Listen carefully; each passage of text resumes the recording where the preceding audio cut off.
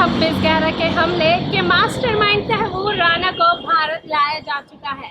असल में अमेरिका ने अब 2025 में इसकी मांग पर मंजूरी दे ही दी है। अब बात है 2008 के मुंबई अटैक की, जिसे भारत आज तक नहीं भुला पाया, जिसमें 4 आतंकवादियों ने 4 दिन तक ताज होटल पर और मुंबई की कई बड़ी जगहों पर 450 लोगों के साथ कब्जा कर रखा था, जिसमें 166 लोग मारे गए थे और 300 से ज़्यादा घायल हुए थे। बात करेंगे इस हमले के पीछे पाकिस्तान का हाथ था।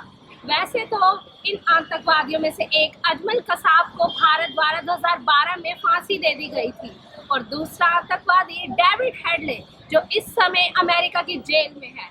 असल में 2011 में डेविड हेडले द्वारा अमेरिकी अखबार पर किए गए हमले की साजिश में उसे गिरफ्तार किया गया।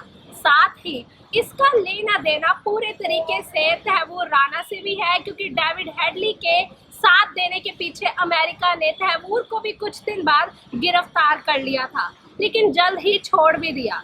असल में 2020 में भारत ने इसकी मांग अमेरिका से की, वो भी प्रत्यर्पण की नीति के तहत। प्रत्यर्पण की नीति, जिसमें एक मुजरिम एक देश में जुर्म करने के बाद जब दूसरे देश में भाग जाता है तो दूसरे देश में उस आतंकवादी को वापस इसी नीति के तहत भेजा जाता है। अब भारत में आखिरकार 10 अप्रैल को 2025 में तैमूर राणा शाम 6:30 बजे आ चुका है।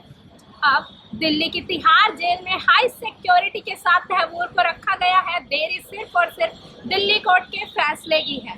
दूसरी ही तरफ जैसे ही तैमूर भारत के हाथ लगा, पाकिस्तान ने अपने हाथ बड़ी सफाई से पीछे कर लिए और कहा कि तैमूर का हमसे लिंक बहुत पहले ही टूट चुका है। अब 26/11 जैसे बड़े हमले पर कोर्ट तैमूर को क्या सजा सुनाएगी? ऐसे ही जुड़े रहिएगा। मैं श्रद्धा, कैमरा पर्सन ऐश्वर्या के साथ, ACB नेटवर्क पानीपत।